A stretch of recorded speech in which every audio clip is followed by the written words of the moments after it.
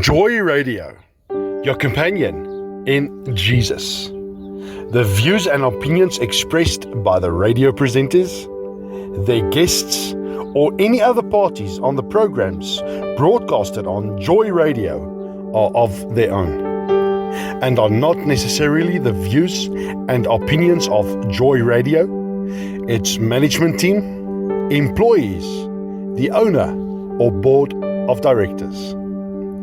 Any content provided by our presenters and guests are of their own opinion and are not intended to malign any religion, ethnic group, organization, company, individual, or anyone or anything.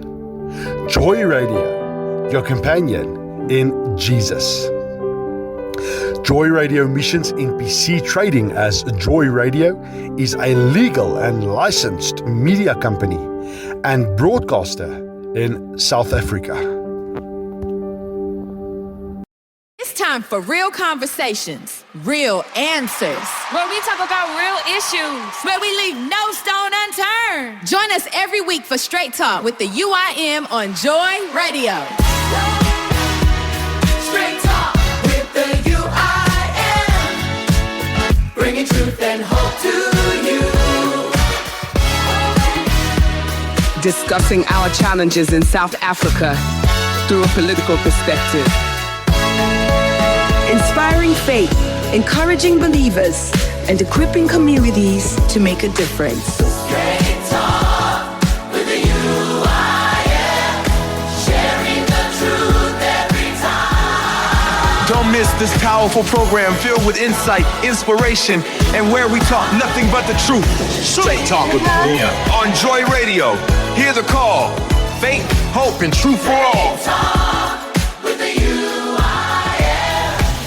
Hosted by Barry Bradenhan and Jacques Talliard on Joy Radio, where faith comes alive.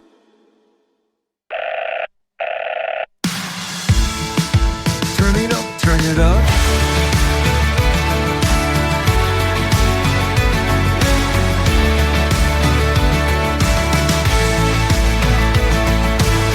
Turn the radio up, the people want to know what's happening around us and where our country goes. No rumors in the shadows, no stories left untold. Just facts on the table and voices brave and bold. From the council halls to the city streets, talking jobs and housing, the challenges we meet. From local government to the national scene, straight talking, honest views are what we need. Straight Talk with the UIM, talking news and views again and again. For the people, by the people, every day, giving communities a voice and a say. Straight Talk with the UIM, real conversations from now until then. No spin, no games, no hidden lines, just honest discussion for changing times.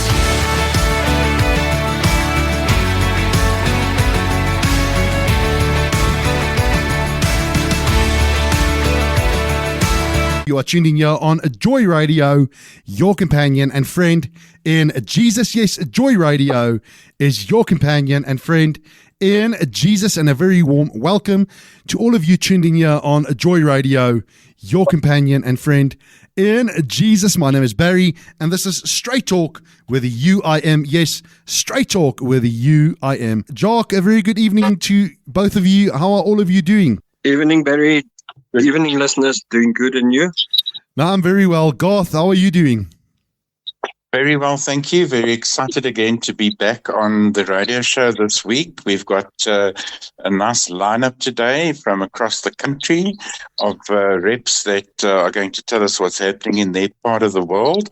And the usual crowd are here, the stalwarts, but it's going to be a lekker show. Ja, nee, absoluut. Vanaand gaan ons die bil by die horingspak en lekker gesels. Christo, ons SG, goeienaand, hoe gaan dit met jou? Ja, goeienaand almal van julle. Ja, nee, ek sien ook uit. Ons is hier, dat ons die ding vat. En dan Lorena en Byron, goeienaand, hoe gaan dit met julle twee? Good evening, it's going good, thank you very much. Just cold in Cape Town, but yeah, we will live, I suppose. Yeah, get yourself. May you have the cold that we encountered the last couple of weeks. May you get the cold. Lorina, hoe gaan het met jou? Goeienaand almal. Ja, goeienaand almal en baie dankie vir die geleentheid om hier te wees. Ja, nee, absoluut. Het is lekker om julle allemaal vanaand hier so saam met ons te kan hê op Straight Talk with the UIM. And once again, a very good evening and welcome to Joy Radio, all of our listeners. Tune in tonight. My name is Barry. And you are tuned in on Straight Talk with the UIM, broadcasting live every week on a Thursday from 6:30 until 8 p.m. And tonight we have a very exciting program lined up for you as our listeners. Stay tuned in tonight as we have two wonderful candidates of the UIM on the show tonight. And also we have some wonderful, interesting topics that we are going to talk about tonight. Lorina, nou, ek meen, jy is in die munisipaliteit van Metsimaholo en sy het vir my baie mooi gesê, Barry, jy beter my naam mooi uitspreek vanaand en ek gesels vanaand met Lorina Silje Graaf. Sy het gister vir my gesê, maak seker asseblief dat jy my naam reg spel. Nou, Lorina Silje Graaf, baie welkom vanaand hier op Straight Talk met die UIM en baie dankie dat jy jou tyd uitgekoop het om saam met ons te kom kuier vanaand hier op Straight Talk. Het is 'n plesier, Barry. Nou Lorina, sê vir my, hoe en waar het jy betrokke geraak by die UIM? Vertel ons so 'n bietjie meer van, hoe het jy te hore gekom van die UIM en hoe het jy betrokke geraak by the United Independent Movement? Barry, ek het 'n paar keer in die verlede geluister na Neil de Beer se gesprekke op sosiale media en ek het gehou van sy idee om 'n samelewingsbeweging te stig wat gegrond was op openbare diens en politieke verandering. Ek was deel van die groep Suid-Afrikaners wat na 'n vars alternatief en betekenisvolle verandering gesoek het. En in 2021 het Neil de Beer en sy span 'n besoek afgelê in Denysville, waar ek Neil persoonlik ontmoet het en oortuig is dat die UIM 'n belangrike rol kan speel in Suid-Afrika se toekoms. Ek wil graag deel word daarvan en het aangesluit as lid van die UIM en later het ek 'n UIM verteenwoordiger in Sasolburg geword en ook in Februarie 2025 die UIM Sasolburg tak gestig en so voltyds betrokke geraak by die UIM. Nee, dis wonderlik en sê vir my, jy is nou al van 2025 af, soos jy sê, wat jy betrokke is by die UIM. Eintlik langer van 2021 af, maar in 2025 het ek die tak gestig. So jy is nou al presies, omtrent as 'n mens dit so uitwerk, rofweg, al amper 6 jaar, volgende jaar is nou al amper 6 jaar, wat jy betrokke is by die UIM. Dis korrek, ja. Ja, nee wat, ek is baie bly dat jy betrokke geraak het, en eerlik vanaand dink ek die UIM is een van die beste partye wat hierdie land nog gaan hê. En so aan. Nou Lorina, die vraag wat ek jou wou gevra het, wat se uitdagings ondervind julle onder die Metsimaholo munisipaliteit in Sasolburg? By die Metsimaholo munisipaliteit wat nou onder andere Sasolburg, Denysville, Oranjewil en dan ook omliggende gebiede insluit, ervaar verskeie uitdagings. Ek woon nou al 57 jaar in Sasolburg en dit is baie hartseer om te sien dat Sasolburg, wat eens op 'n tyd beskou was as die mooiste dorp in die Vrystaat, al hoe meer vervalle raak as gevolg van 'n paar dinge. Daar's wateronderbrekings en waterverliese, verouderde infrastruktuur en onwettige aansluitings, rioolprobleme en afvalwerke wat opgegradeer moet word om aan standaarde te voldoen. Ons dorp is vol slaggate, ons paaie in en om ons dorp, swak instandhouding van paaie wat vervoer bemoeilik en voertuie beskadig. Onbetroubare elektrisiteitsvoorsiening, kragonderbreking, straatlampe wat nie werk nie, wat herstel en onderhou moet word. En dan vullisverwydering wat nie plaasvind nie, onwettige storting oral en veral in ons groenstroke en parke wat 'n negatiewe impak op ons omgewing het. En dan laaste maar nie die minste nie, finansiële en bestuursuitdagings binne die munisipaliteit wat diensleweringe en infrastruktuur beïnvloed.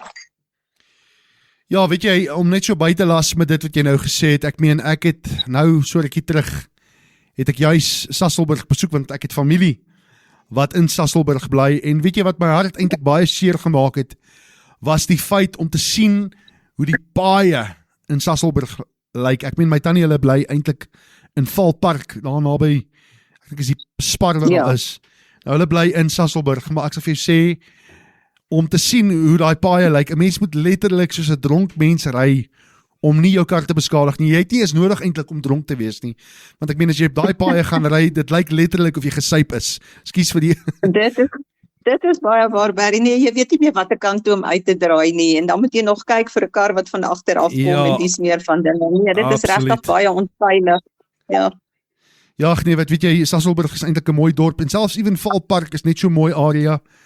Maar nou ja, maar ek weet jy het vir ou Manny Jackson wat mos daar naby julle bly in Sasol. Ja, dis reg. Jy moet bietjie eendag vir hom gaan kuier en sê vir hom Barry sê hallo hoor. Ek sal vir hom sê. Maar sleg. Lorena, baie dankie dat jy vanaand jou tyd uitgekoop het om saam met ons hier te wees. Jy's meer as welkom om op te bly vir die res van die program. En as jy weet 'n opinie het om te lewer of 'n 2 sent om te lewer, is jy meer as welkom om so te maak. Baie dankie, Barry. Dit was lekker om hier te wees. Absoluut, baie dankie. Byron, a very good evening once again to you, and thank you once again all the way from the Western Cape coming to join us on Straight Talk with the UIM. Tell me, in what area are you finding yourself in the Western Cape? Yeah, once again, good evening. Thank you for having me. It's a pleasure to be here. So I'm all the way from the Republic of Mitchell's Plain in the Western Cape, and I reside in Ward 75. I love the way that you say the Republic of, what's the area again? Sorry, the Republic of what? Of Mitchell's Plain. Mitchell's Plain, the Republic of Mitchell's Plain. So we have a Republic of Mitchell's Plain in the Republic of South Africa.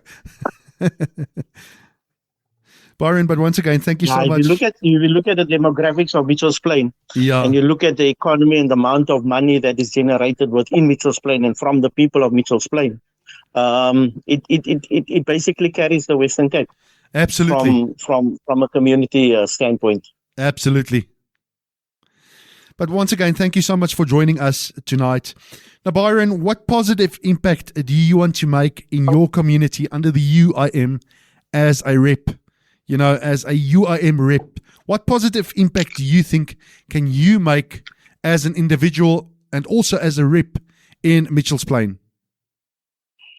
Let me just give you a small brief history about myself. So I've always been a community activist. I've been an activist for people and people's needs. I have been the community policing chairperson. I was community policing chairperson for the past 13 years. I was never into politics, and I'm still not into politics. I am into people. I care about people, and I care about our people's needs. So that is the important part, and that is what drives me as a community activist. So with that being said is that I bring positivity. I see something through from beginning to end, and my people drive me, my community drives me, and I think that is why people support me. Absolutely. Now, how long have you been involved with the CPF in Mitchell's Plain, Byron? I've been part of the CPF for the past 15 to 17 years. I've been the chairperson for the past 12 years. I'm no longer the chairperson. I am still an active executive member on the CPF, but I've also chosen to obviously join the UIM two or 3 years ago because of Neil and Neil's influence. Neil has joined me on quite a few of my community engagements. And that is actually where I decided, okay, cool. I kind of like what the UIM stands for. I agree with a lot of the ideas and policies. And hence me being the rep for the UIM for Mitchell's Plain. You know, the more and more reps I actually speak to about of the UIM told me, Barry, we actually have met Neil, and that actually makes me jealous. But you guys are really fortunate, you know, to be able to have met Neil. What a wonderful man and person, you know.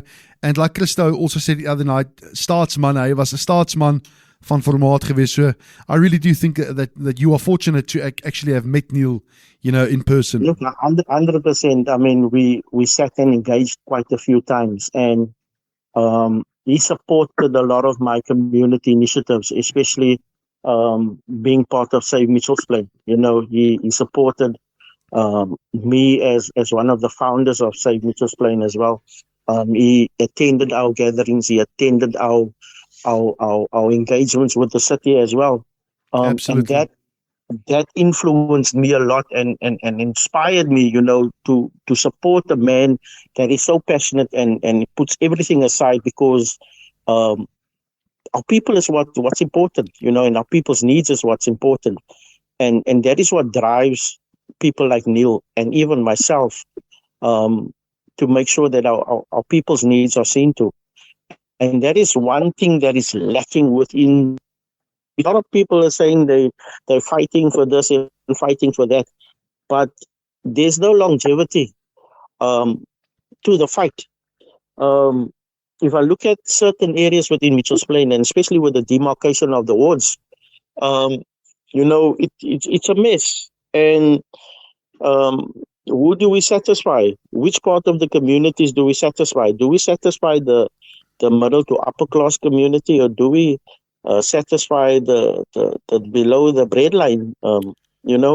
So I mean, when you drive through Mitchell's Plain, and especially just in my ward, you can clearly see where the battle lines, I'll call it battle lines, because the people on the other side of the below side of the line, those are the people that's really suffering. But that is the communities that I engage in. Those are the communities that I am willing to stand up for, and it doesn't matter. I don't care whether I win or lose elections. It's not going to stop me for still fighting for our community, Yeah, absolutely, Byron. And we salute you for that tonight. And may you just continue with the good work that you have started with, under the UIM. En Curtis vanaand hier so, hy hoor my wat ek vanaand sê. Hierdie man is 'n man ook van formaat. Ek meen hy trek sommer enige iemand in, jy weet, om betrokke te raak by die UIM. The last question that I want to ask you tonight, do you actually think, and I'm asking as the host of the show, I'm asking you an honest question tonight. Do you think a UIM municipality will be a better option in your metro, in the Western Cape, in Mitchell's Plain? Do you think a UIM metro will be much better, to actually have in the Western Cape? Man, I would say yes and no. No, because we need more people to buy into the UIM ideologies. Absolutely. Yeah. We need more people to buy in the human factor, buying into, yes, my neighbor, I will look out for my neighbor, I will care about my neighbor. We need to sensitize crime once again. We need to bring the caring for the next person. Love thy brother, love thy neighbor, So I think if we can grow on that, then by all means, a UIM municipality for forever, But I think we as the UIM have lots to do, honestly. And again, it is very hard work. It is very hard work. If I start talking about the UIM, waar val julle uit? Waar vandaan kom julle vandaan? Yeah. Those type of questions. And once we start changing that narrative, then I don't think anybody can stop us, to be honest. We will make deep inroads into our areas. Yeah, no, absolutely. I agree with you. Just to add something, I mean, like I said I think last week we spoke actually about the same thing, and I said, the biggest thing in South Africa, with people, or to get the citizens of this country to actually vote for another party, is just we actually need to try and get them out of that mindset of, voting for a certain party. And I mean, like you said, we just need to be out there on the floor and, to prove to the people that the UIM is all about them and not about our own selfish desires or whatever. I've adopted the strategy. I'm sorry to interject, but I've adopted the strategy, and maybe this is something we should all the reps should think about, is that when you as the person, you as the rep, if you have a following and you have people that follows you, that supports you, once they support you, they will support your party. Absolutely. Grow your following, increase your influence, and then you will see the numbers will change. Because For sure. they are going to support the person and they're going to support the party that the person is supporting. And that is the strategy that I'm going with and using for a while, whether it was on the CPF, whether it's with the UIM, it is with everything I do, is that I create a positive influence, I create a substantial support, and the people will support me regardless with whatever organization I belong to. Yeah, no, absolutely. And what a good initiative, and mindset that you have, when working with the UIM. But Byron, thank you so much. And you are also more than welcome to stay on tonight to share your thoughts with us here on Straight Talk with the UIM. But may God bless you also as you work under the UIM. And may wonderful doors open for you in the area of Mitchell's Plain. Much appreciated, and God bless everybody. Thank you, Byron. God bless you too. Thanks, man.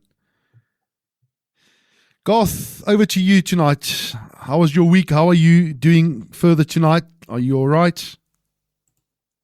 Barry, it's been a busy week, and I think, as you can hear from Lorena and from Byron, we are active and we are doing a lot in our communities and helping where we can, and canvassing and preparing and getting ready for the elections. So it's a busy time, but it's all for a very good cause.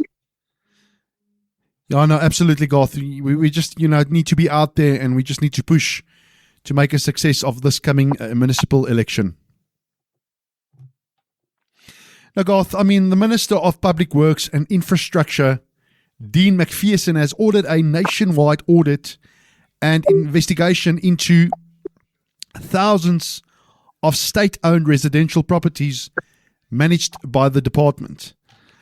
Key points that I've actually picked up, in this article, there's unlawful occupation and irregularities.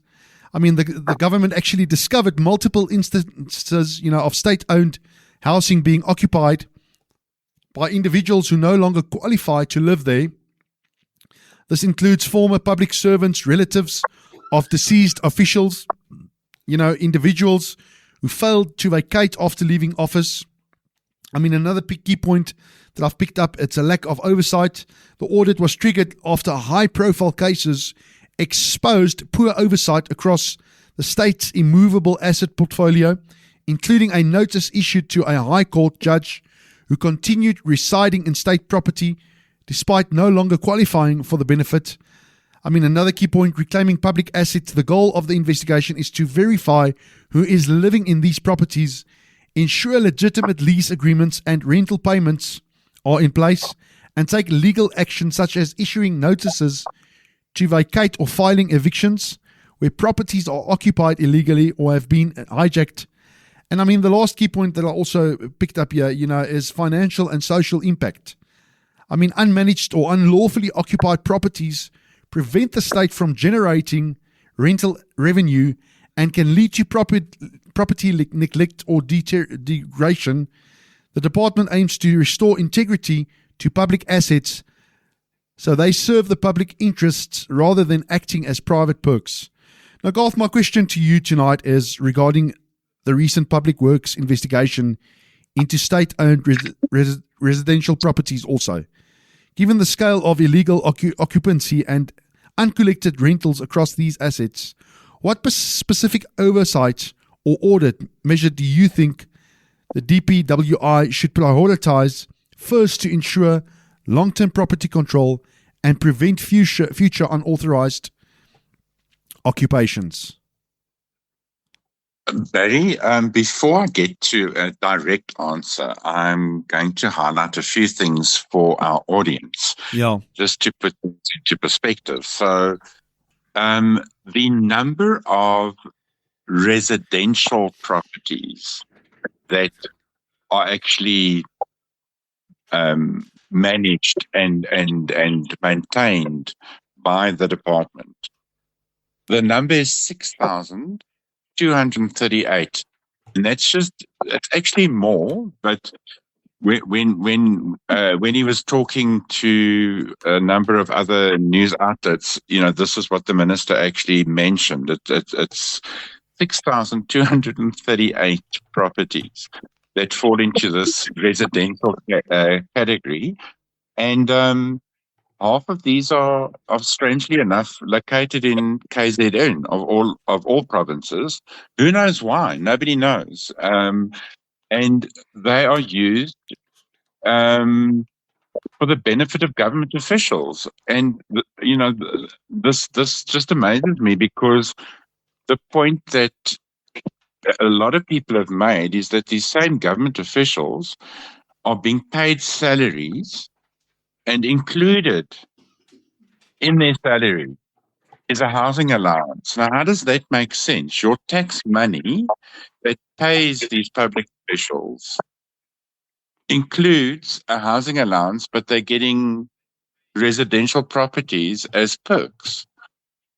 So a lot of us would love to have those benefits, and there's all sorts of questions that get raised about how certain people get treated in this country by virtue of their political connections, and the system that gives people all of this for nothing. It's costing you and I as taxpayers, but apparently some people are living the good life.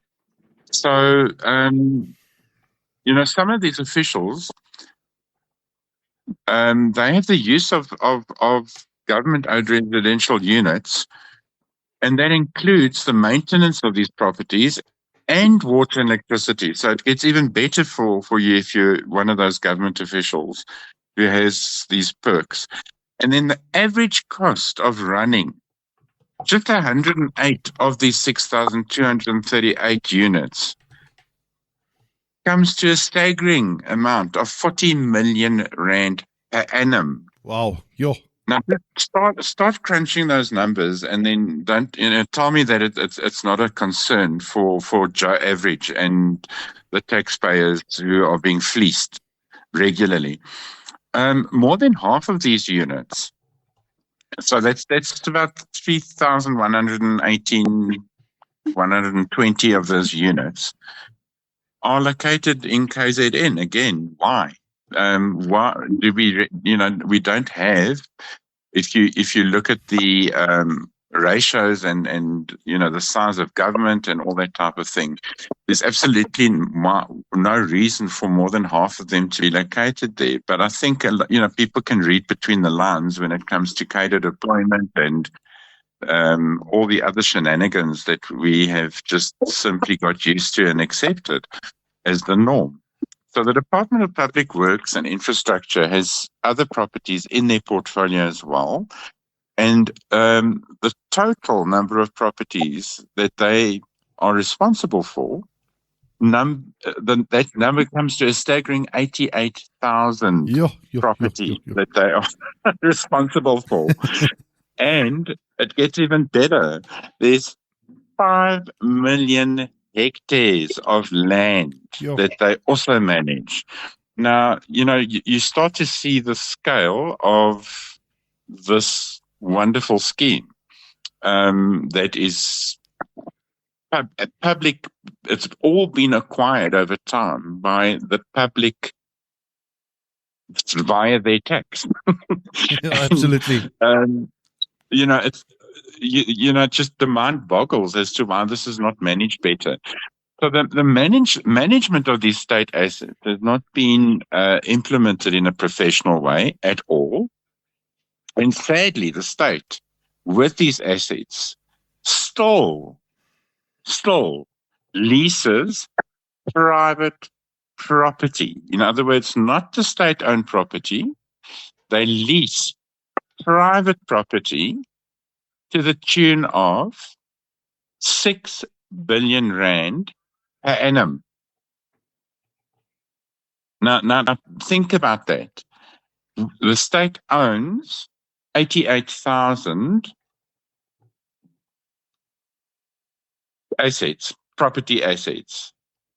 There's commercial property in that number, and yet they still choose, the state still chooses to go and lease private property to the tune of 6 billion rand per annum. Doesn't make sense. Yeah, absolutely. You know, when you, that's what I'm saying. I don't want to just answer the question directly because people need to know. Absolutely, I agree with you. The quantity of this problem.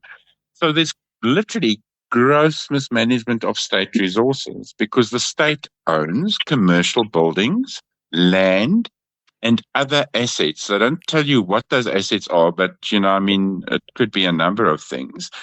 And here's another interesting thing. After 2 years, the state, under the GNU, in collaboration with the DA minister who manages this department, has only now established this extent to which things have been mismanaged and abused. So it's taken 2 years for them to figure out that all of this is taking place. And, you know, this is a massive indicator of how big this problem is. Absolutely. And, you know, by the way, this particular minister has had his life threatened as well, you know, with cadre deployment and the mafia all over the show and, you know, so we really do have a very big problem. So as taxpayers, this should be of great concern to all of us.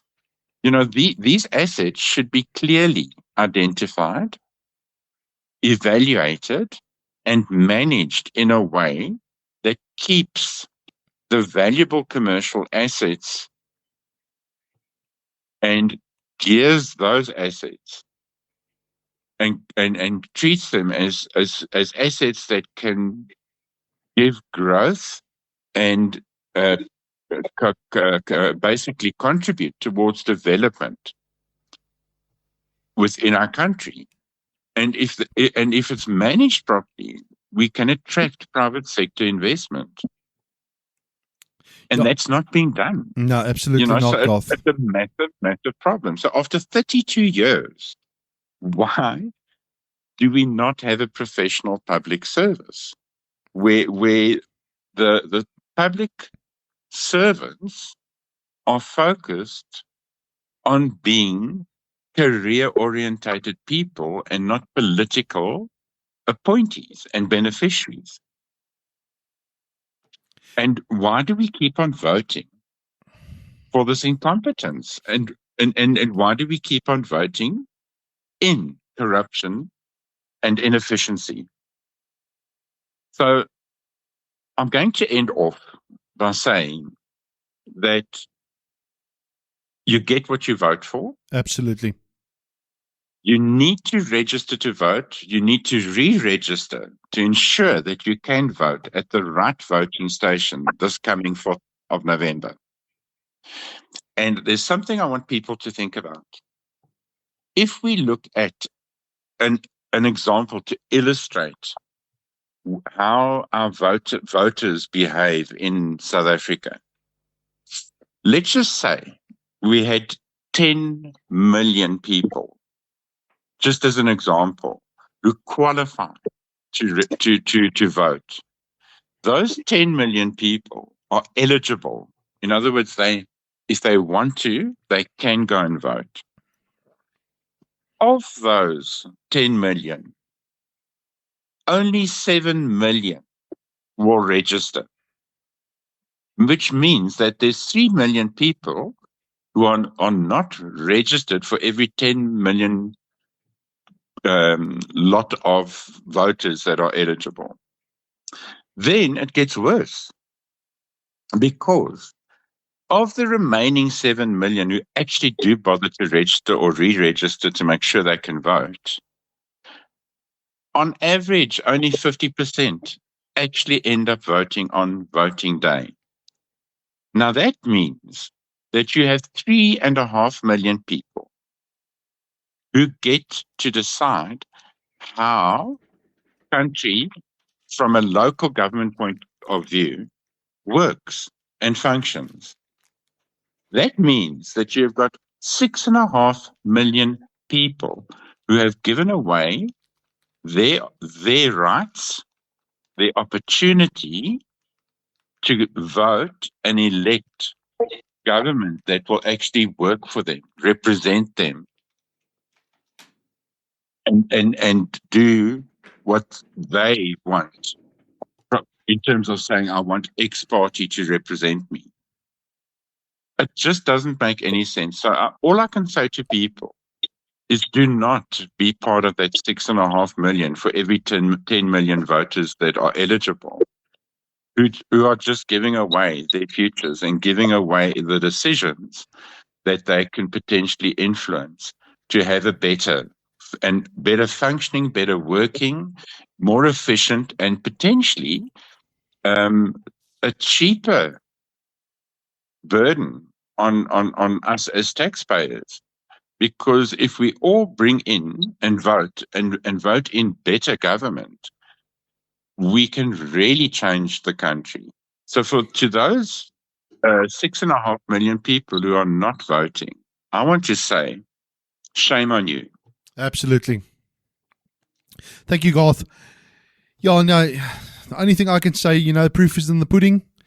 People need to really start, as you said, making sure that they vote for parties who actually care about the people and not about themselves. Jacques, lekker om jou altyd vanaand hier saam met ons te hê op die program. Nou, ek ben in hierdie week met die nuus wat ek 'n bietjie gelees het en jy weet, met die hele ding wat ek bymekaar gesit het AfriForum gegaan en hulle self gewend tot die Hooggeregshof om die voorgestelde naamsverandering van Graafrenet na Robert Sobukwe dorp stop te sit. Nou net so 'n bietjie feite vanaand. Ek meen, Graafrenet is een van die oudste dorpe in die land, is die 4de oudste dorp in Suid-Afrika. Hierdie dorp het 'n geskiedenis van 240 jaar. En hierdie dorp beskik ook oor 'n ryk kultuurerfenis soos die historiese Drosti. En AfriForum argumenteer dat hierdie geskiedenis bewaar moet word. Ek stem heeltemal saam, die geskiedenis van Graafrenet moet bewaar word. En ek meen, volgens wat AfriForum ook sê, is dat daar was 'n studie gedoen en opnames is die groot meerderheid van die plaaslike inwoners is eintlik teen hierdie naamsverandering gekant. Nou, AfriForum voer ook aan dat die gemeenskap se stemme word geïgnoreer en dit is wat vir my so briesend kwaad maak eintlik. Is dat daar word nie dinge gedoen en die inwoners van 'n dorp word nie geken nie. Ek meen, hoekom nou weer gaan geld mors om 'n naam te verander? Ek meen, al wat in hierdie mense se koppe is Graafrenet is 'n apartheidsnaam. Of Graafrenet herinner ons aan die apartheid, maar hulle besef nie wat se skade dit eintlik berokken aan 'n gemeenskap wanneer name verander word. Ek meen, Graafrenet word nou al geken as 'n dorp met 'n ryk geskiedenis en ek meen, daai naam is nou al 240 jaar oud. Ek meen, hierdie gaan 'n baie groot negatiewe impak hê op die ekonomie van Graafrenet en so ook die toerisme. En daar is ook 'n baie groot kommer dat die naamsverandering die dorp se unieke toerisme handelsmerk en plaaslike ekonomie kan benadeel. Nou, ek meen, AfriForum sê ook dat die huidige status en hulle regspan het reeds die nodige regstappe gedoen en wag tans dat die respondente, waaronder die toepaslike ministerie of departement, hul hofstukke liaseer sodat 'n hofdatum vasgestel word. Nou, Jacques, my vraag vanaand aan jou is dat AfriForum se hof aansoek oor Graafrenet se naamsverandering en die kommer oor die ekonomiese en kulturele impak op die plaaslike gemeenskap. Watter alternatiewe benaderings soos die uitbreiding van die erfenisterreine eerder as die herdoop van 'n hele dorp, dink jy dit sou 'n goeie balans kon vind tussen historiese bewaring en 'n nuwe simboliek? Wat sou jy sê, Jacques, wat is die balans tussen hierdie twee, om nou te gaan en die naam te gaan verander? Okay, voor ek jou voor ek jou vraag gaan antwoord, gaan ek net so 'n stukkie lees. Ek wil net vir die mense 'n bietjie 'n ordentlike geskiedenisles leer of lees. The undeniable truth van Suid-Afrika. En dit is gefact-checked. So, the Dutch arrived in South Africa 1652. Zulus arrived in South Africa 1709. English arrived in South Africa 1795. Tsonga arrived in South Africa 1800. Xhosa arrived in South Africa 1811. Siswati arrived 1839 and Tswana arrived in 1852. So, like you rightfully said, fourth oldest town in South Africa. But yeah, another piece of history. The Xhosa people are descendants of the ancestors of the Ngunis. Xhosa oral history also mentioned a historical settlement called Iluhlangeni, believed to have been in East Africa, in which the Ngunis lived for some time before continuing with their migration. Upon crossing the mountains and rivers in South Africa, these farm-working people brought their cattle and goats with them and absorbed the weaker San groups in the region. So, yeah, it brings us back to the question, who stole the land?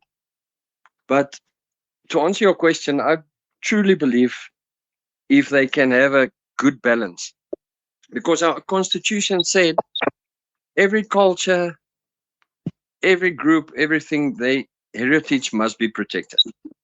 So they must start practicing what they preach, because the constitution is the ultimate law in South Africa. They, at this stage, they're only changing names and things for political gain to get more votes. I mean, to blame Jan van Riebeeck for apartheid or Graaf Reinet, those people weren't even alive when apartheid started. So what do they know about apartheid, or what do they have to do with it?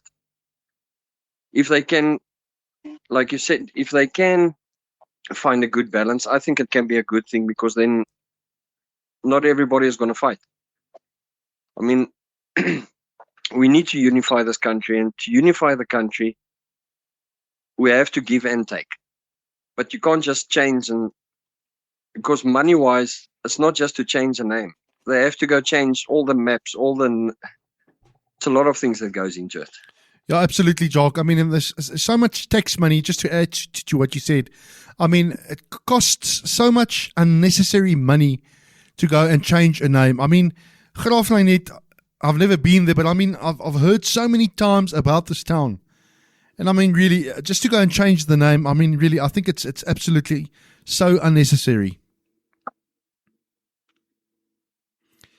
Christo, goeienaand. Ek sien jy is lekker op hier vanaand saam met ons.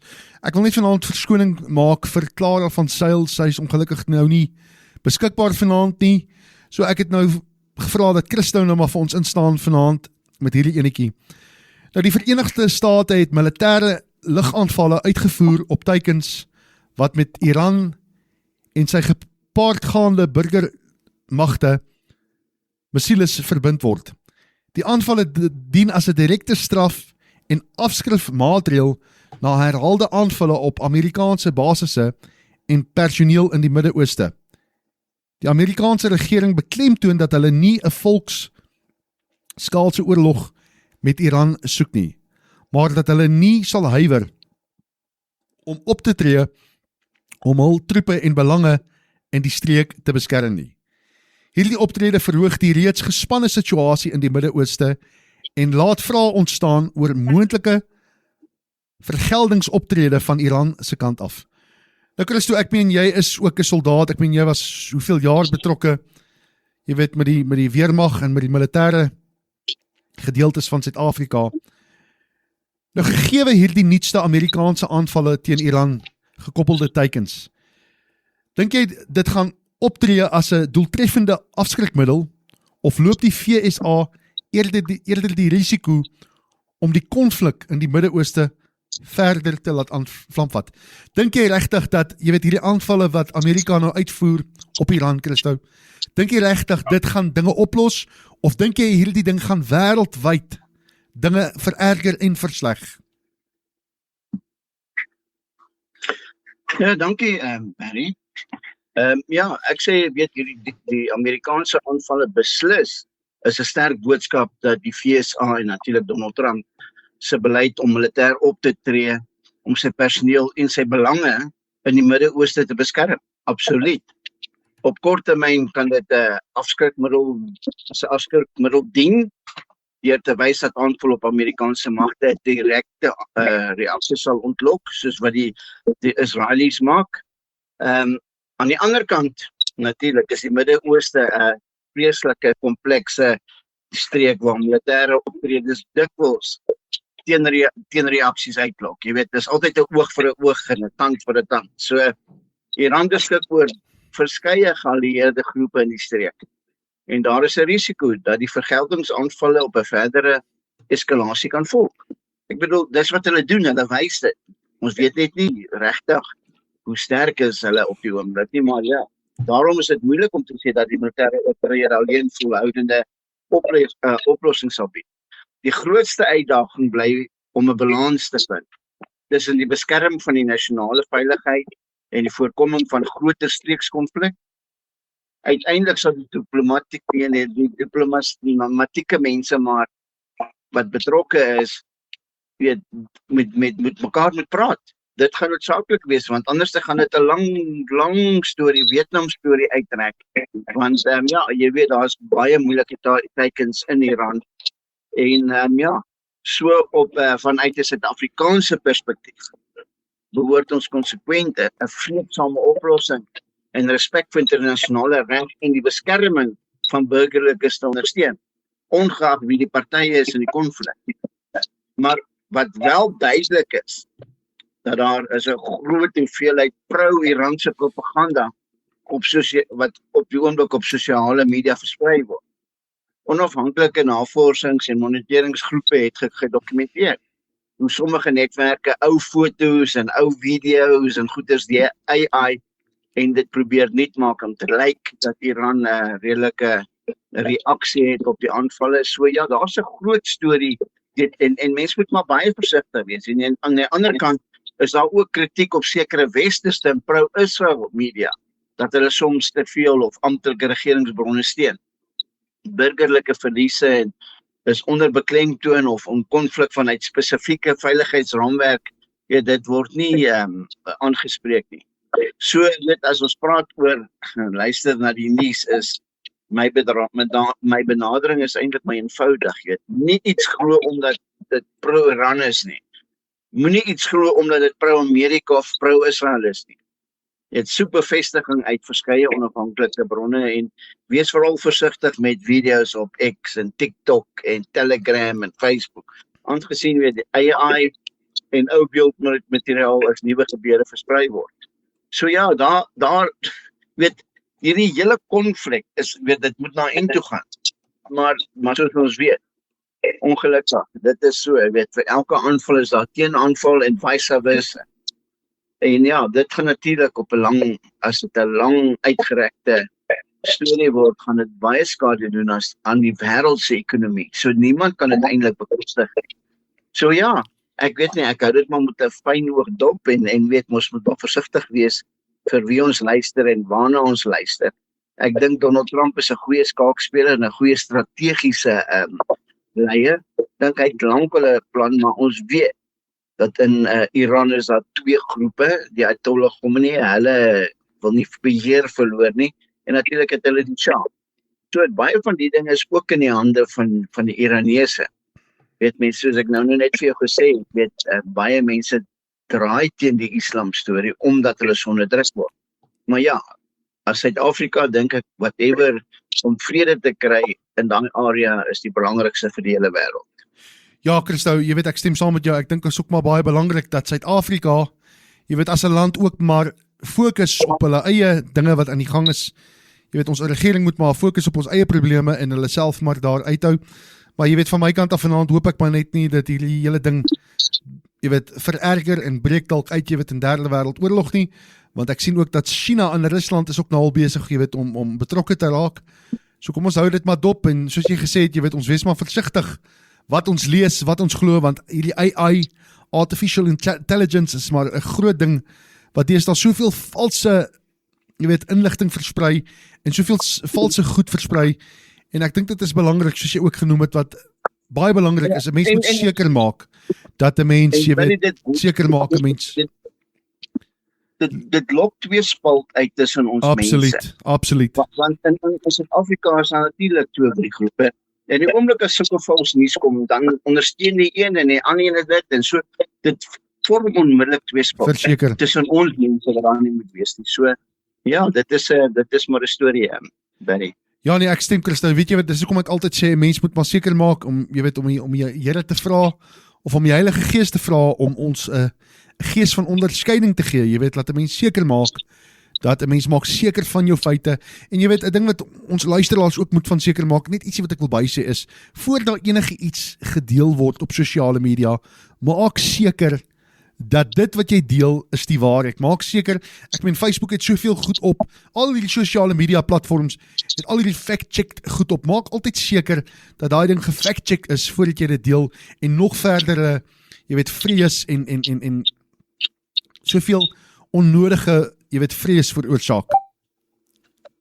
Ja, en jy weet, Barry, as jy een keer na so, nuusstuk lees of luister, dan die algoritme bly vir jou gooi met die negativiteit. Dit bly net meer negativiteit gooi. So is baie belangrik om nie eens na regters te kyk nie, want mense weet nie eintlik waar is 'n ware source. Ja nee, absoluut Christo. Maar baie dankie. You are tuning in on Joy Radio. This is Straight Talk with the UIM. You are more than welcome also to send your WhatsApp messages to us on 061-803-0981. I think it's time for us to take a breath. Let's listen to this beautiful song, Go Rest High on That Mountain by Willie Hubert. This is Joy Radio, your companion and friend in Jesus.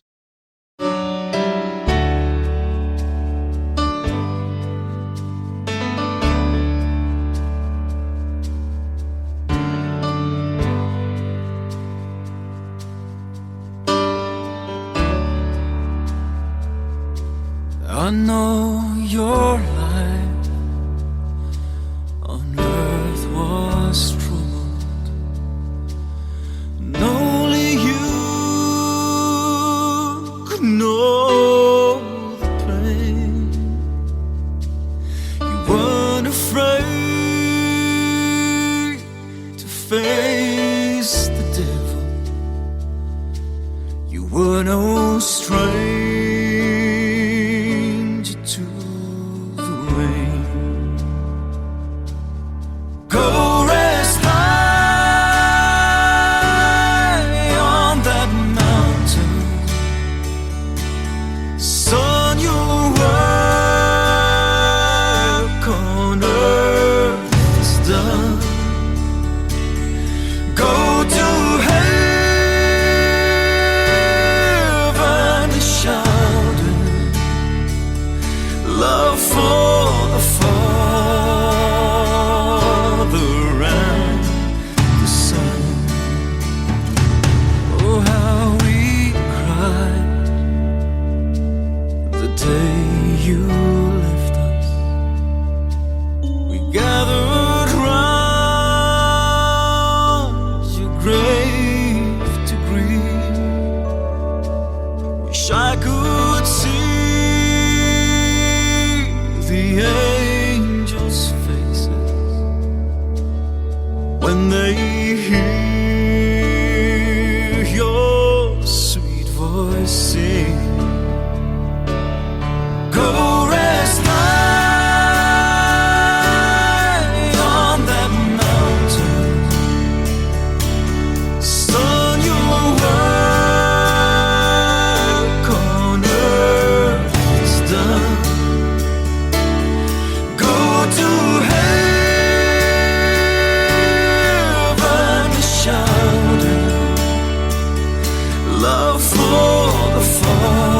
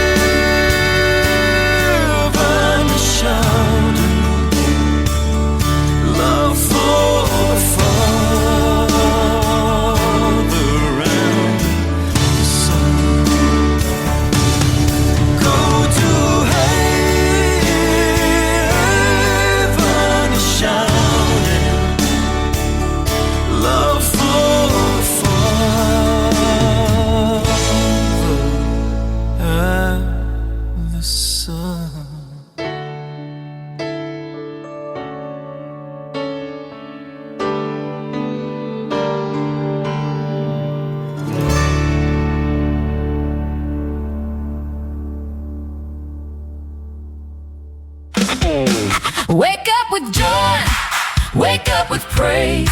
Starting your mornings the uplifting way. Joy Radio, shining light every day.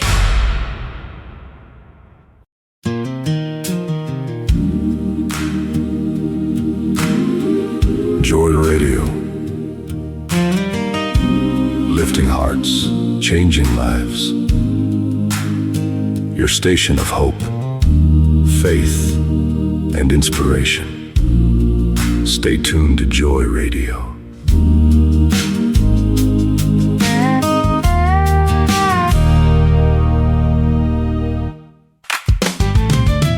Joy Radio. From the heart of South Africa to the nations. Proclaiming Jesus Christ with power and purpose. Yes, you are tuning here on Joy Radio, your companion and friend in Jesus. Just to remind you again, you are listening to Joy Radio, and this is Straight Talk with the UIM, only here on the airwaves of Joy Radio, your companion and friend in Jesus. Nou, ek het sopas, ons het nou net gepraat van oorlog, ek het sopas 'n oorlog hier in my mond begin, want my vrou het vir ons 'n lekker warm vlees met koffie gemaak, en toe ek so warm sluk vat van daai koffie, toe brand ek my hele tong vol blaase. Ek sal nou as ek by die huis kom so 'n bietjie burn shield opsmeer om 'n bietjie ontslae te raak van hierdie brand, want hy het vir my nou goed gebrand. Ek wil mos so skiller van die oorlog oor see of in die Midde-Ooste, toe begin ek sommer nou maar oorlog hier in my mond. Prys, goeienaand, hoe gaan dit met jou? Goeienaand Barry, hallo almal, kan julle my hoor? Hoor jou hard en duidelik. Alright, dit gaan goed, dankie. So 'n bietjie para in die keel. Groot para, brilpara. Maar ja, ek ten minste ek klink nou bietjie meer, ek dink bietjie meer professioneel en mature. Ek dink ek gaan nou my voice message op my foon rekord dat ek lekker cool klink. Ja, wat jy moet ook maar 'n bietjie begin AI gebruik. Ek weet daar's met hierdie nuwe goed wat so uitkom, kan jy jou stem rekord en die ding sal luister na wat ek vir jou vra en hy sal sommer maar self antwoord. So ek dink jy moet dit maar vanaand doen as jy nie kan praat nie. Ja, nee, ek hoor een van ons kollegas het vandag vir my vertel hy het 'n chatbot op sy WhatsApp. So toe vra ek nou vir hom nou, maar praat ek nou vir die laaste 3 weke met 'n AI chatbot in plaas van jou. So, toe probeer hy nou vinnig sy storie daar verander. Maar ja, tegnologie is scary. Ja, nee, dit is, jy weet, 'n mens kan tegnologie gebruik op 'n goeie manier of op 'n slegte manier. Ek meen selfs hier so op Joy Radio se platform, jy weet, het ons ook maar jy weet 'n chatbot, maar ek maak pas seker, jy weet, hy word gebruik vir die regte redes, maar daar's altyd 'n mens wat ons luisteraars sal antwoord op Joy Radio se WhatsApp platform. Net om ons luisteraars te herinner, as jy 'n WhatsApp boodskap het, kan jy hom stuur na 061 803 0981 061 803 0981. Now, the next topic that I want to speak about is a very sad topic. I was actually heartbroken when I read about this. I mean, what happened was there was a devastating fire that broke out at a residence, completely destroying the structure and claiming the lives of 5 children inside. I mean, initial reports and police investigations indicate that the children were allegedly left unattended by their primary caregivers or parents overnight when the blaze started. Firefighters and emergency medical services responded to the scene, but the fire had already engulfed the structure. All 5 children were declared deceased at the scene. Law enforcement authorities opened an official investigation or inquest into the case of the fire and are examining potential criminal charges related to child neglect or culpable homicide. Now, Jacques, Prez, my question tonight to you is, from a legal standpoint, where does the threshold lie between a tragic accident and criminal negligence or child abandonment when parents leave the children at home, unattended, unsupervised? You know, how can, my question is, how can you leave 5 of your children unattended at home? I mean, we don't know, if these parents were at work or were they at the shebeen or where they were. But my question is, how do you leave your kids alone at home? I mean, I don't even leave my daughter that's 10 years old unattended, or, even I don't even allow her to play outside in the complex alone. But from a legal standpoint, Jacques, where does the threshold lie between a tragic accident and criminal negligence or child abandonment when parents actually leave their children alone at home unattended? Barry, thank you. Yeah, I just want to mention that we're still not sure on what happened. It's still being investigated, so we don't know why the parents left or for what reasons, or where did they go, or did they leave somebody behind to look after the kids? Did that person get up and leave? Or so we are still a little bit unclear as far as the merits of the case are concerned. But just to answer your question, anytime you leave a child unattended, it is considered a criminal offense. Anytime. So it doesn't matter what your reasons are. Anytime you leave a child unattended, it is considered child neglect, and that is a criminal offense. So irrespective of the reason, when your actions or when your negligence leads to damages, so when as a result of your actions or your omission or negligence, something terrible happens and somebody actually gets injured or dies, they can then escalate that to a charge of culpable homicide. Culpable homicide basically is a charge for negligence. Dit is in Afrikaans noem hulle dit manslag. Dit beteken jy het nie bedoel om dood te maak nie, maar jou stupidity en jou agterloosheid het gelei daartoe dat iemand seer gekry het of dat iemand dood is. So in this case, in this instance, obviously 5 children passed away, so they are going to automatically then, lay charges or consider laying charges of culpable homicide, because this is negligence that led to people actually dying. It's the same way the same happens when you're in a car accident. If you're a negligent driver and you cause an accident, you can be charged with negligence. You could face a possible fine. But if your negligence causes a death, then the courts can then decide to charge you with culpable homicide instead. So culpable homicide is severe, is gross negligence that leads to death or injury.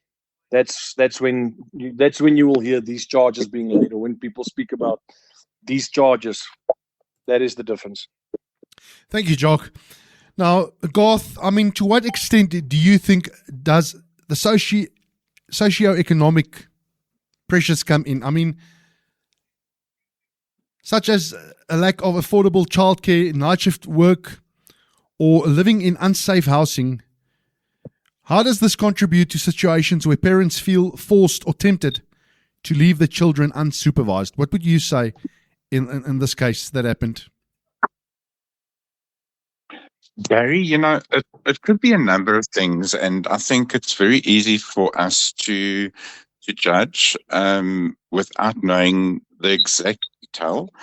But the principle remains, you as an adult are responsible for a minor, and you are the person who has to do your absolute best to protect them and to equip them and to mentor them and to give them wisdom to deal with everything that makes up society that we live in.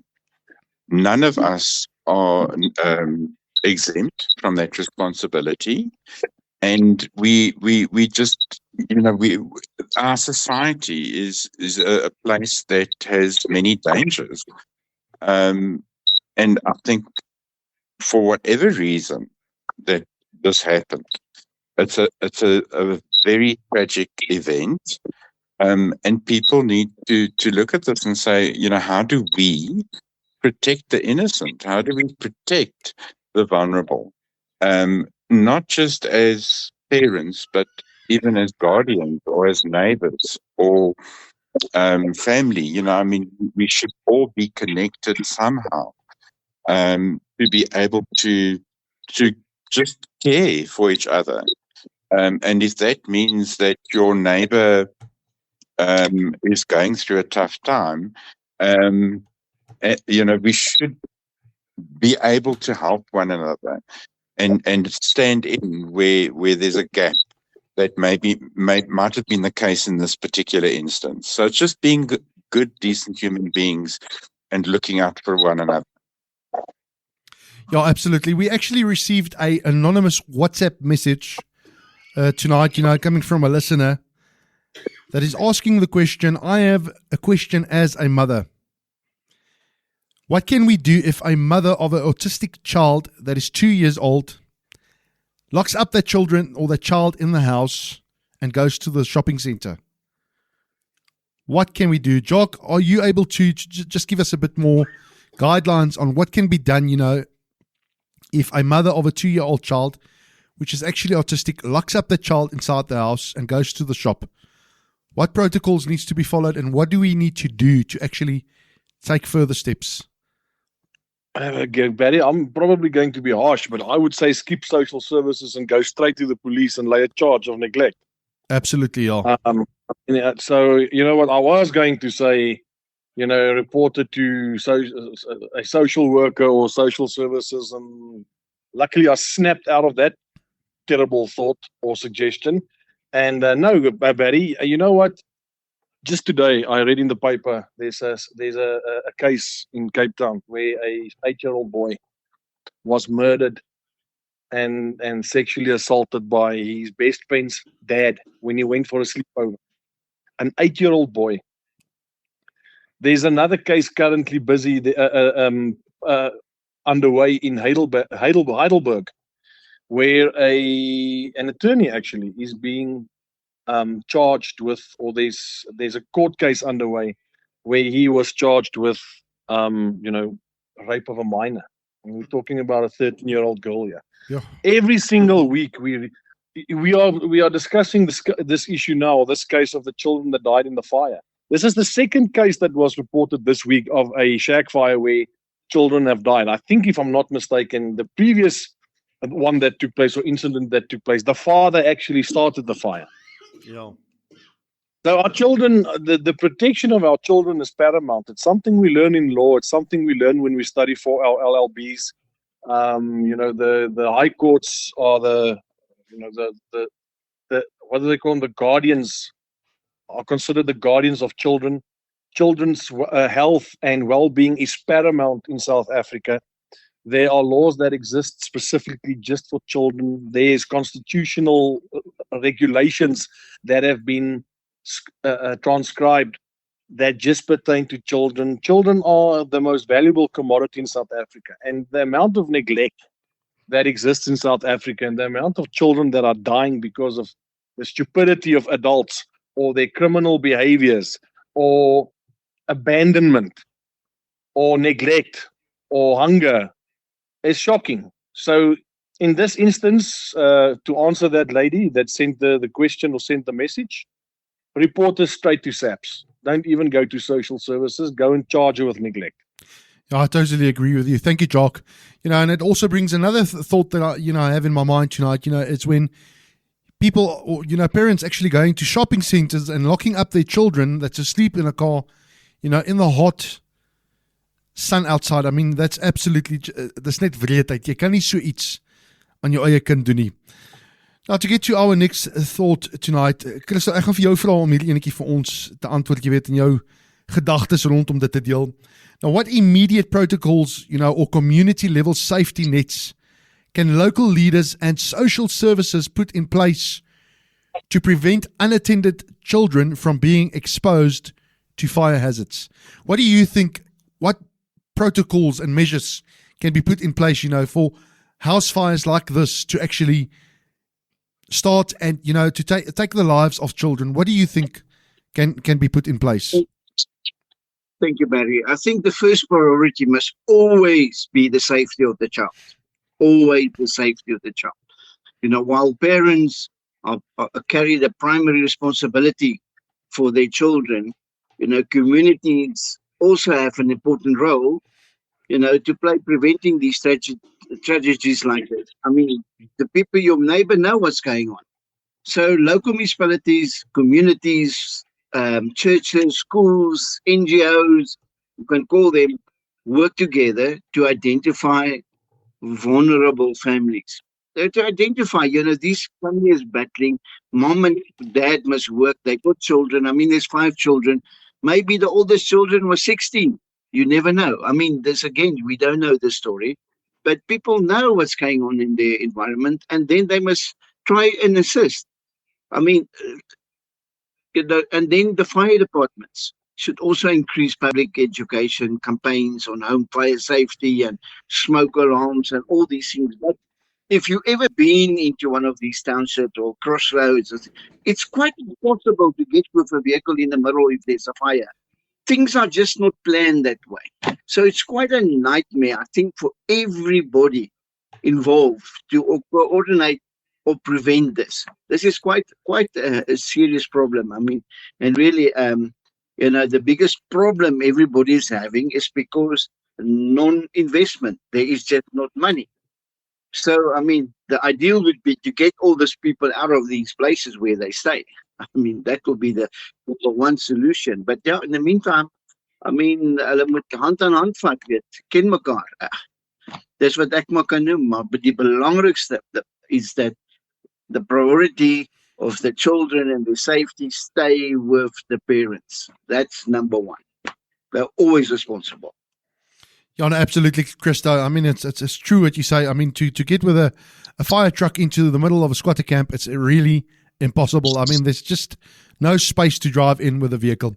Nou, Jacques, om vanaand laastens by jou te kom. Ek wil nou eintlik, jy weet, 'n bietjie praat oor the welfare policy. I mean, does this matter highlight a broader failure in public education around home fire safety and emergency preparedness? Or is it strictly a failure of parental duty? What would you say with regards to this matter, Jock? Jock, Venter, jy kan maar antwoord. Ek praat by die president. Ja, ek praat by jou. Moet eintlik gesê Jock Venter, ekskuus man. Yes. Miskien sê net gou weer jou vraag. What I'm asking is, the situation that took place now, I mean, does this highlight a broader failure in public education around home, fire safety and emergency preparedness, or is it strictly a failure of parental duty? What would you say with regards to this matter that took place and took the life, of these 5 children? I would say it's a mixture of both. I mean, back in the day, fire services, police, everybody came past the schools and things, and it's not happening these days anymore because there's no money for it. Well, the money that's there is being misused on other things. And parents nowadays, in a way, they don't care because the children has got more rights than anybody else in this world. Even more rights than criminals in the States. Kids is just brought up differently. And parents, they've also got a no-care attitude because if you just talk a bit too loud with your child, you get locked up or something.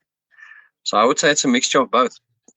Parents not teaching their children well and not enough programs presented at schools and communities and things.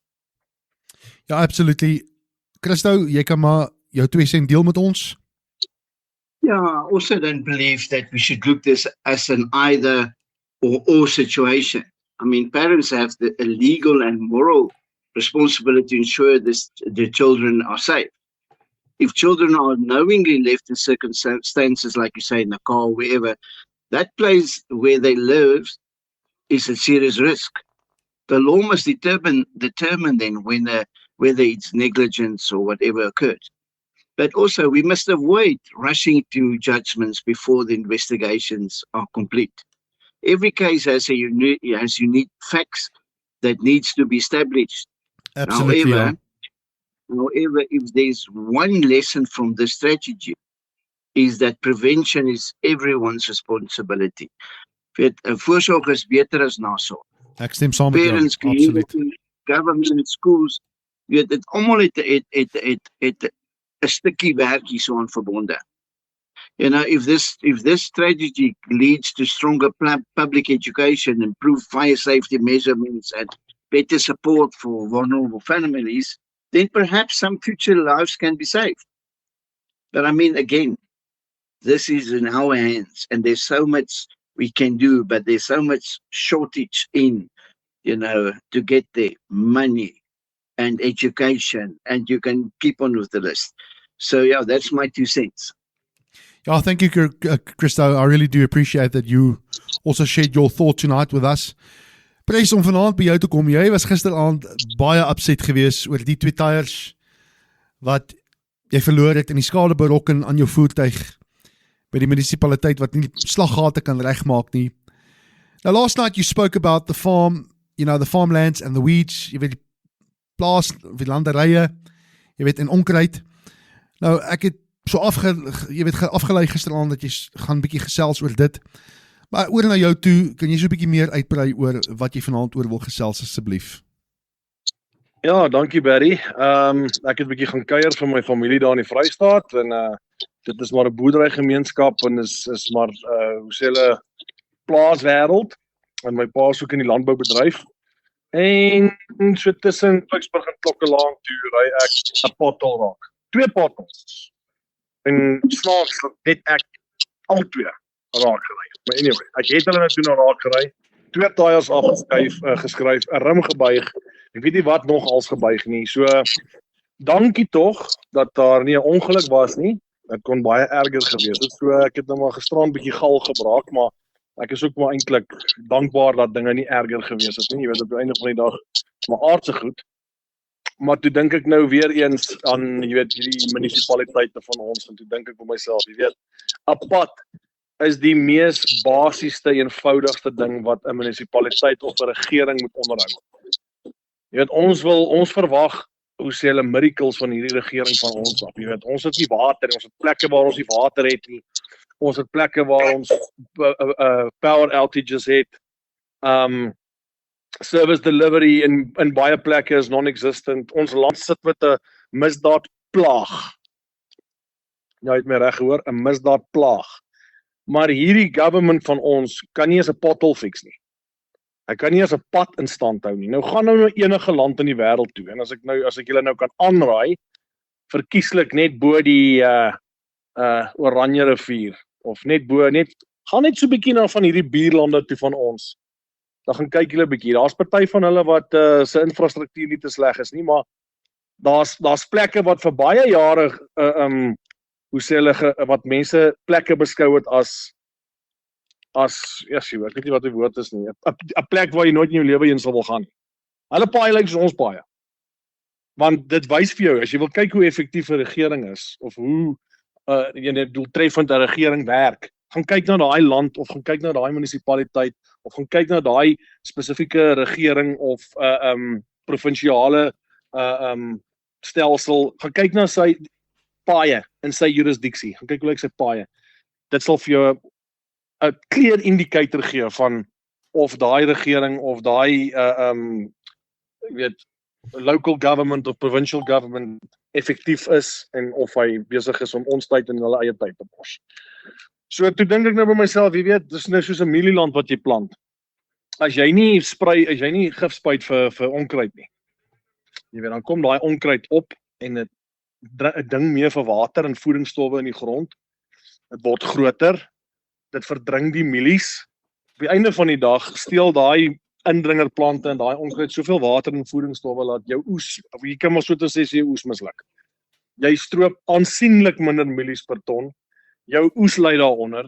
'n Boer ly finansiële skade as gevolg daarvan. So tensy jy die onkruid uithaal of beheer of doodspuit, staar jy 'n disaster in die gesig. So jy moet dit beheer, jy moet daai onkruid verwyder en jy moet dit so gou as moontlik doen. Jy moet dit begin doen terwyl die onkruid nog klein is, terwyl die plantjies klein is, want dan sal hulle makliker beheerbaar. So as ek nou 'n bietjie kan oorswitch Engels doen, the same applies to a community, the same applies to a business, the same applies to a organization. I mean, we have experienced it firsthand here in the UIM. We've had weeds amongst us here in the UIM. I mean, we've had weeds since 2021. We regularly go through a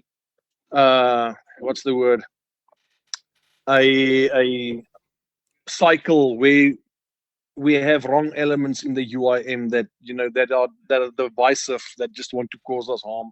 And until we remove those people, or until they remove themselves, we don't grow. We are not successful. We don't have the right attitude. We are negative.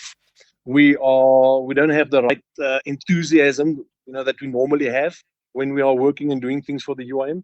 But the moment we remove the weeds, it's as if this part switches over to a higher gear. We level up.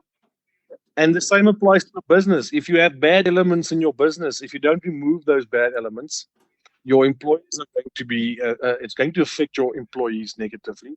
It's going to affect production. It's going to affect work efficiency. And at the end of the day, you are going to lose profits or money. And the same thing applies to government. Our government, provincial, local, national, is full of weeds. Ons regering op al 3 vlakke is vrot van die onkruid. Maar ons wil hê ons land moet groei. We want our country to grow. We want our country to be successful. We want our country to prosper. We want our people's livelihoods and well-being to we want all these things for South Africa, but we are not doing anything about the weeds. The weeds in the garden, or the weeds amongst all the maize crops. Solank as wat ons die onkruid gaan verander die mense, dan moet ons nou maar 'n bietjie realisties wees met mekaar, en dit ons doen nie in die UIM. We common sense is something that it seems to be a very rare commodity these days, but it's something that we value very highly in the UIM. And common sense should tell you that if you don't remove the weeds, they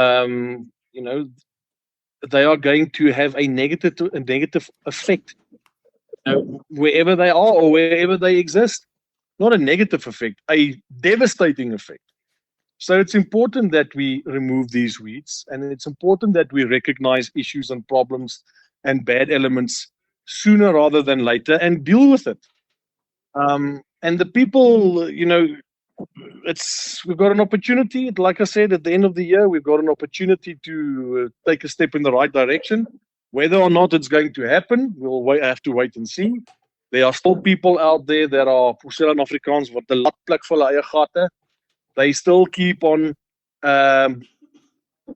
making the same decisions and voting for the same people, expecting different results, and yet they still suffer. They still experience the same everyday life that they have been experiencing for the last 30 years or 25 years or whatever. Sometimes you have to be honest with yourself, and sometimes you have to do a bit of introspection, and you have to go and do a bit of analysis or dissection or whatever, and go and establish who the weeds are and where the weeds are, and do something, make a constructive effort to get rid of those weeds. And if you manage to do so successfully, then whatever it is, whether it's your business, whether it's your body, whether it's your organization, your government, there will be successes, and there will be progress, and there will be growth. Yeah, Prez, thank you so much. We really are inspired with what you said tonight. And one thing I've actually learned out of this tonight is actually to go and sit down a bit and to do a bit of self-introspection in my own life. And I agree with you, we need to get rid of the weeds in our businesses. And also, in the country also, if we want to have a better future for this country, we really need to get rid of the weeds. President Jock, thank you so much for joining us tonight. And thank you also once again to the whole panel team for joining us tonight here on Straight Talk with the UIM. We are really inspired, with our weekly 2 cents that all of you are adding to the show. And may the show just grow from strength to strength. And may God bless all of you. And I also want to ask tonight, Prez, if I may ask your permission tonight, can I please share it with the listeners also? 100%, Barry. No problem. Thank you. Yeah, listeners, I also just want to ask you to please add our president's name to your prayer list. He mentioned to me earlier today that he's sick. So please do pray for him, and also pray that he will get much better. En ons hoop regtig dat jy vinnig gaan gesond word, President Jock. Dankie, Barry. Ek het nie geweet dis waarvan jy praat nie, maar dankie. Nee, is reg. Groot plesier. Hy het gedink ek gaan bid vir die tyres. Ja, nee, wat. Ons bid sommer maar vir nuwe tyres ook vir jou kar. But I want to really say thank you to each and every one of you tonight. Garth, Jock, to all of you, thank you so much tonight. Lorena, thank you. May God bless all of you, and may you have a wonderful weekend until we speak again next week. May God bless you, and may you just encounter a wonderful weekend this weekend. And I also want to say thank you to all of our listeners tuned in tonight. This brings us to the end of another edition of Straight Talk with the UIM. Thank you so much for joining us this evening and for being part of the conversation. We hope today's discussion have given you a better understanding of the issues shaping our country and the world around us. Remember, staying informed is the first step toward making a better decision in your own life and also contributing a meaningful and positive change in our country and also in the communities around us. We encourage you to continue following these stories, ask questions, and stay engaged with the issues that matter most. From all of us here at Straight Talk with the UIM, thank you for your company. We look forward to welcome you back for another insightful discussion next week. Until then, take care of yourselves. May God bless you. Stay safe, stay informed, and have a wonderful evening further. May God bless you. We are going to play out with this beautiful song, but let's just play out with a Straight Talk song tonight. But may God bless you. Team, thank you so much. Enjoy your evening. Amen and shalom.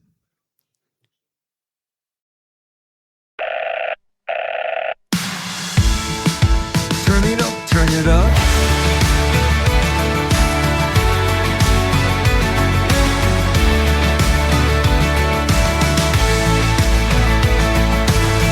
Turn the radio up, the people want to know what's happening around us and where our country goes.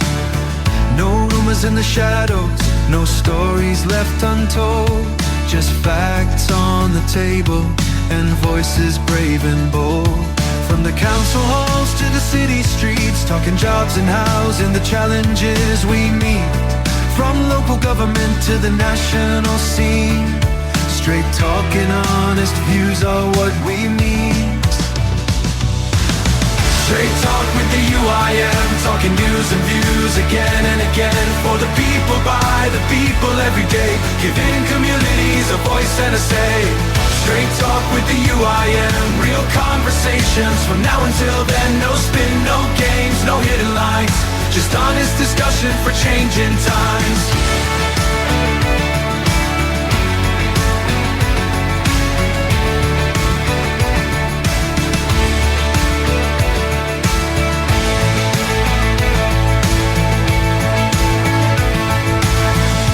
Talk about service and accountability, growing our economy and opportunity, community safety, roads and schools, building a future with practical tools.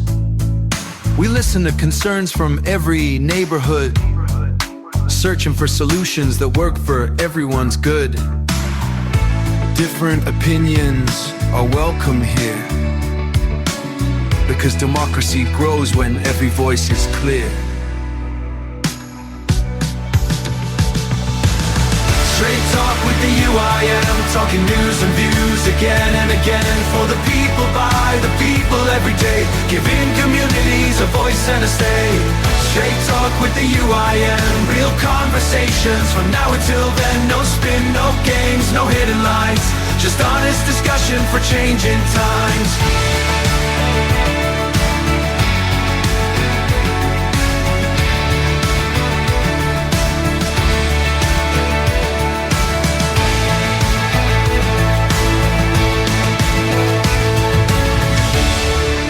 Questions asked and answers shared. Leaders listening because the people cared. Across our towns and across our land, building tomorrow hand in hand. Straight talk with the UIM, political news and community trends. Together we learn, together we grow, creating the future we all want to know. Straight talk with the UIM, where every